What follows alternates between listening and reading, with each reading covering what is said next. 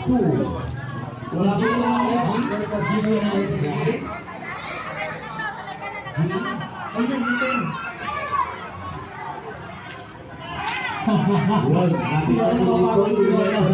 G at letter A para po sa ito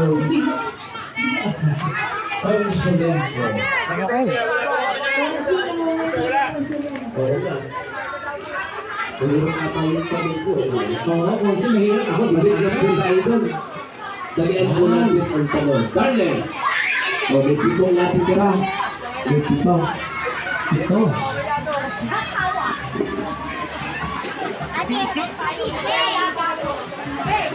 Para po sa ating pitong natitirang kalahok, ang ating pong katanungan ay, sino ang babae na naging general na kinilala na unang babaeng general na nagmula sa bayan ng Santa Cruz? Ulit po, sino ang babaeng naging general na kinilala bilang unang babaeng general na nagmula sa bayan ng Santa Cruz? Letter G, Agueda Cahabagan. Letter T, Tandang Sora. At letter K, Gabriela Silang. Go! Go!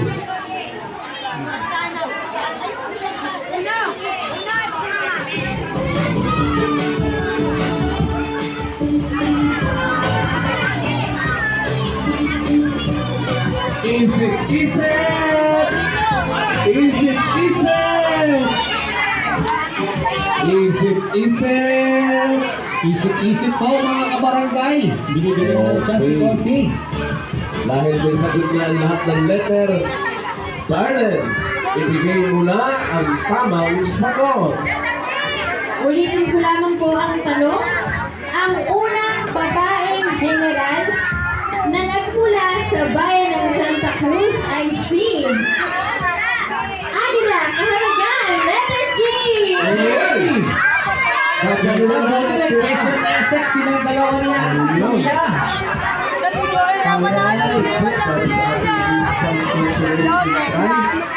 Dadalawa na. So, ibig sabihin, unahan sila, player. Unahan si San Petra lang. Unahan sa letrang may tamang sagot. Dadalian ko ng konti ang tanong.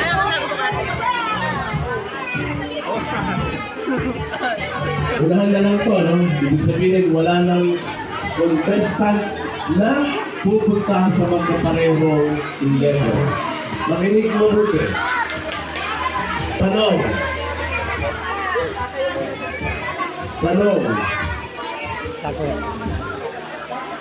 Kung ang S sa MDAS o Mathematics ay subtraction, ano naman ang S sa Edgar S. San Luis? Letter G, Sulit. Letter T, Santos. Letter K, Sevilla. Go! Go! Oh, di pwede sa kanila. Kailangan ibang letra, sir.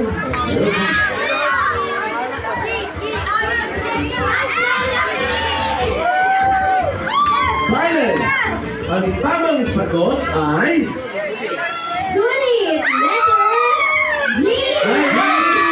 meron na tayong mapalad na maglalaro Alright. sa ating pera.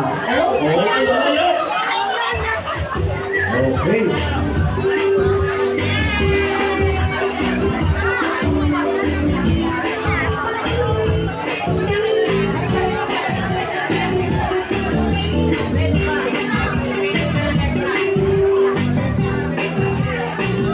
Pasok, Palayok Girls. Yes.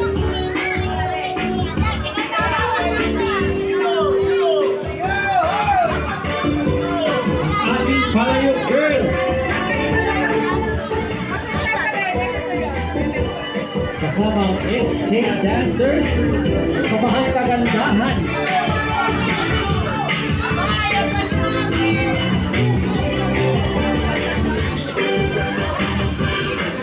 Yes! Sa dalawang tatlo kamay hiwagayway, sabay-sabay kumaway, ihip ng tanghali ay labanan, konting ilat, konting yuko, namala sa ating lumiko, konting ilat, konting pagkat, ng swerte natin ay makipag. Wow! Wow! Gandang tanghaling may ngiti, gandang tanghaling Isa pa daw, isa. Isa pang dancer.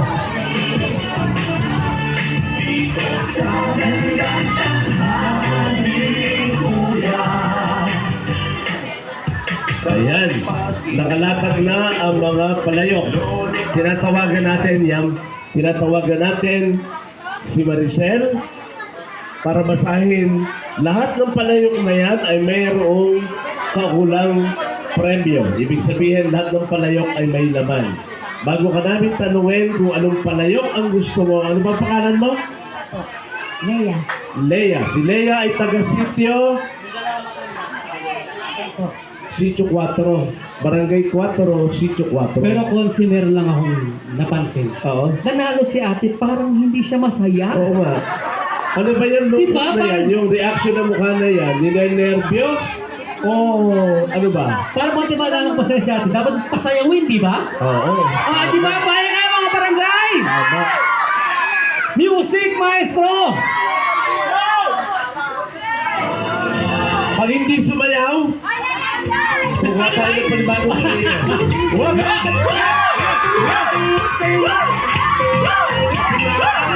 Kaya mga kabarangay ito. Ano ba yan? Parang kay Melissa? Talagang masaya ako, Konsi. Masaya talaga. Sabi ko, ay hindi pala na-record. Ulit! Hindi na-record.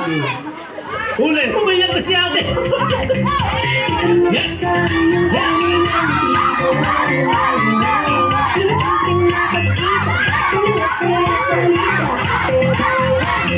Talagang may naaalala ako.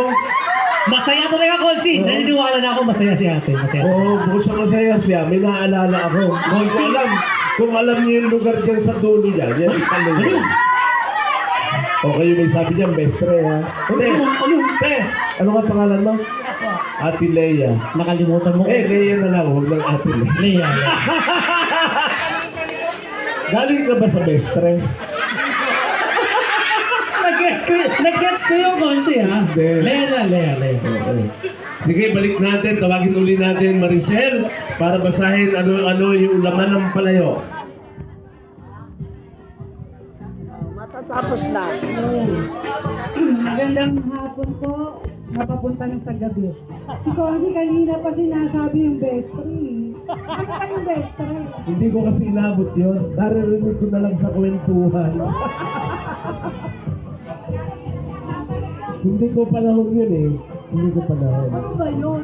Ha? Ano ba yun? Inuman. Hindi mo ba inuman nung araw yun? Ano? Inuman. Michelle, ano daw mo yung best friend? Hindi. Hindi. Sa totoo lang, bata pa ako, naririnig ko na yung best friend. At kami ay nakatira dun sa Sa kalapit. best friend? Kalapit Ah, kami. ah.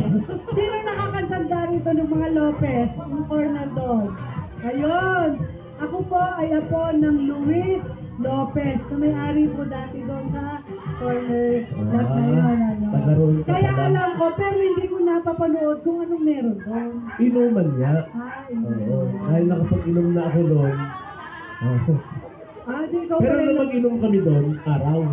Ba? Araw. Oo. Ba? Ano? Kasi pagkagabi, basahin mo na, baka ako pumayag na. Okay. Lahat po ng ating palayok ay merong premyo. Ano, kaya po ito ay swertihan. Ano, pulsuhan nyo na kung alin dyan ang gusto nyo. At ang bawat palayok po ay may kaakibat na premyo. Ang isa dyan ay naglalaman ng rice cooker. Single burner gas stove. 1,000, 2,000, 1,500, 5,000 na sinabi ni Mayor. Ito yung jackpot. No, doblehin natin. Pag nakuha mo yung 5,000, meron kang 10,000. Ano, at parang yata masaya si ate eh. At saka single washing machine, single tub washing machine, 8 kilo. Ayan, te. Malaki-laking ano to, washing machine. At smart TV, LED TV na 32 inches. Ayan. Pero hindi naman po lahat ay ibig sabihin ay pinapalad, mag-isip-isip po kayo kung ano ang pipiliin nyo. Pusuhan nyo na po dyan sa 8 letra kung ano ang gusto nyo.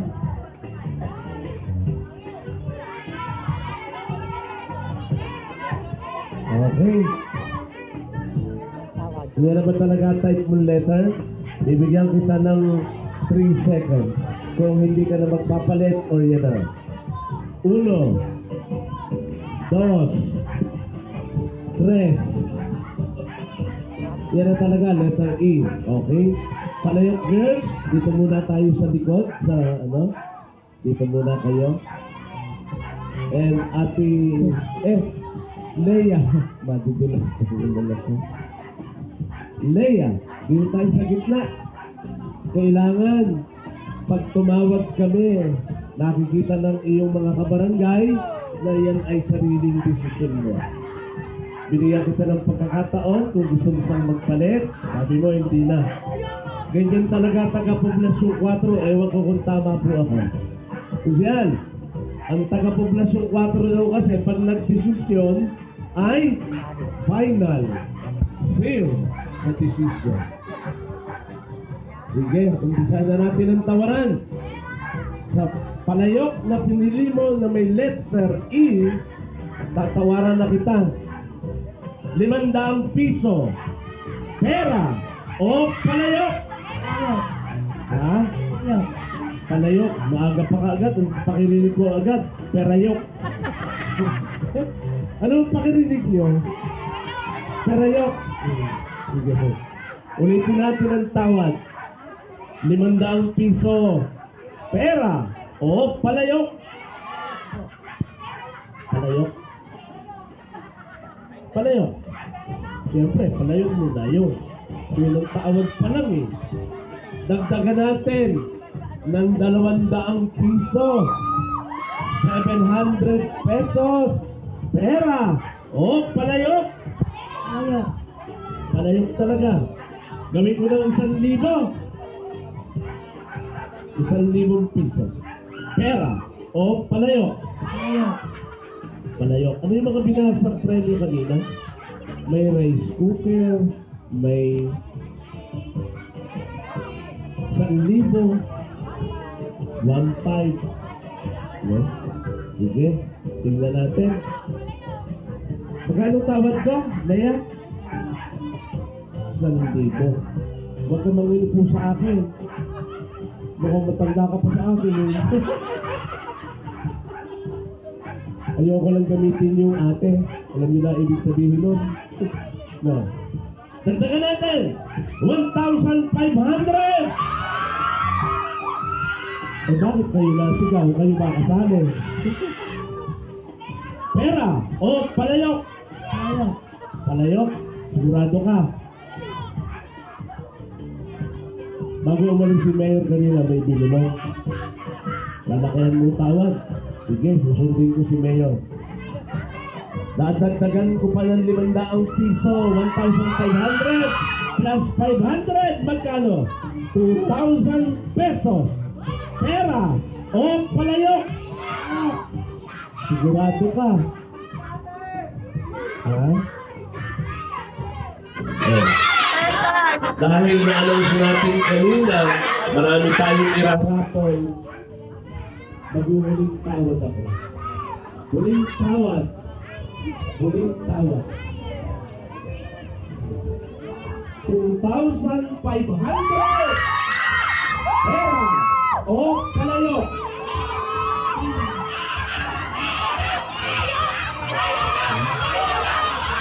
Huwag na kayo maingay. Sasabihin ko sa inyo kung anong sinabi niya. Para. Alam kami na yung busy, ano? Kasi nga naman, 2,500, 2,500. Ay kaso, paano kung ang palayok na pinili mo na andun pa yung 5,000, na dinagdagan ng 5,000, magkano total? 10,000. 2,500 less, 10,000 less 2,500, napapalo ka ng 7,500. Ulitin ko at pinaling tanong. Nangangatin na naman ko ni Lisa. Wala kasing mojito. 2,500. Isigaw mo, parinig mo sa Piglasong 4 ang sagot mo. 2,500! Pera! Oh, kaya! Ang email mo naman yun. Hindi ko natin yun. Sabi ko, isigaw mo. 2,500! Pera! Oh, kaya! Ikaw ba kay anak? Nag-anak ka ba? Wala kang anak, pero may apo. Paano nangyari yun? Ano yun? Putok sa buwog. Ikaw naman. Ano, dapat kang tanto eh. Ano, dapat nakata dito, magtanang. Iyak mo ang tunay na karabang luluha ko. Payak na eh. Gusto niyo bang umiyak si Leia? Huli at pinaling tanong. 2,500 pera o palayok. Ang tanong ko, nababago tanong. Ang sagot ko. Pinaling na talaga to. Hindi namin ulitin. Hindi namin ulitin. Okay na humanap ng microphone. Pera yun. 2,500 pera o palayok.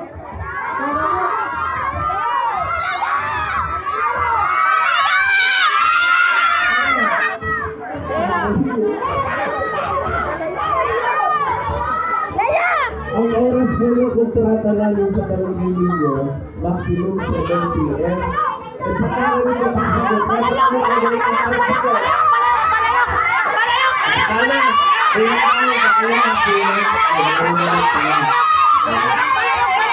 mag-isip ang pakinggan. Gusto nyo siya, matalo ka. Wala ulog ang yan, wala ulog. Gusto nyo, matalo ka. Sundin mo ang bulihin mo. Sundin mo kung sensya mo. Sundin mo ang kailang isip mo. Last tanong, huling tanong. 2,500 pera o palayok. Halika dito. Sabihin mo naman, di ka pinagiginggan. Binigyan naman tayo ng pagkakataon. No. Ano siya? Kaya mo na. Kaya ka na.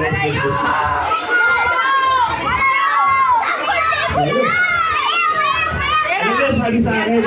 Paano akong sasagot? Ang ingay ng kabarangay ko. Ang ingay nito eh.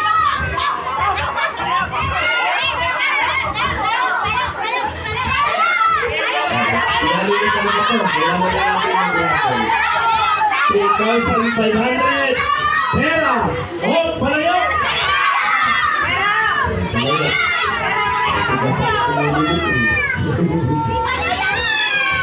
Tabi muna si palayok ay si letter E. Basa natin ang letter K. Palayok talaga pinili ha. Palayok. Ang letter K ay may laman. Kasi May lamang kupal. Kupal ka ba? iPhone! Kanta na lang, tag! 2,000 pesos. Letter U.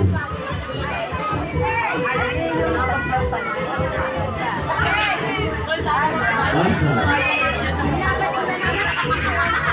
single burner gas stove. Letter Y.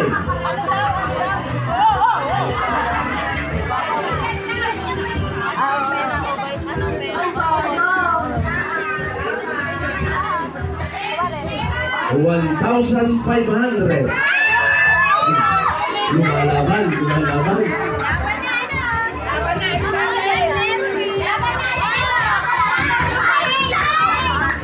Washing machine, single tap. Letter E. Ay, may pinili ako. Letter E. Letter G. Ayun. LED TV, 32 inches. Letter A.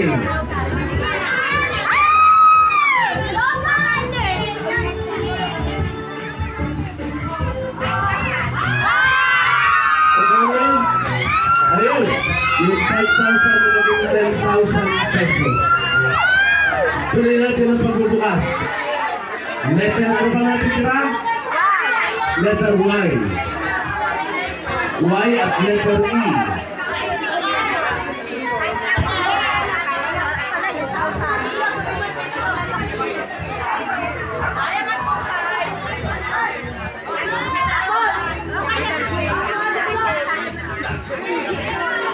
Bakit 20 eh? Oh. Okay.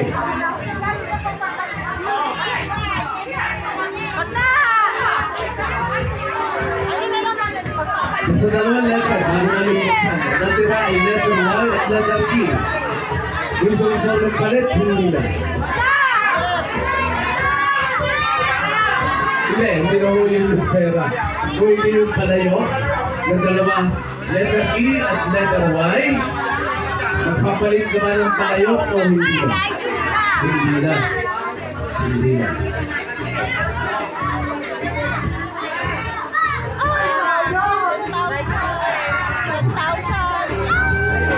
Magkano? 1,000 pesos. Ibig sabihin, ang laman ng palayok na iyong pinili ay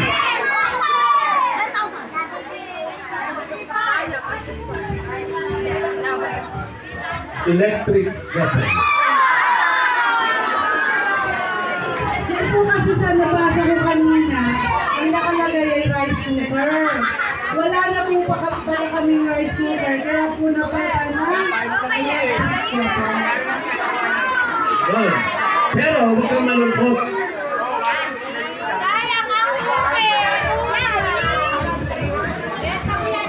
Dahil mabait po si Mayor Egay, bibigyan namin siya ng 1,000 piso electric kettle. Dahil mahal ka ni Mayor Egay. Ayan. Masaya ka ba? Ayan. Yun po yung sinasabi natin, walang talo. Walang talo. At ngayon, walang aalis dahil sisimulan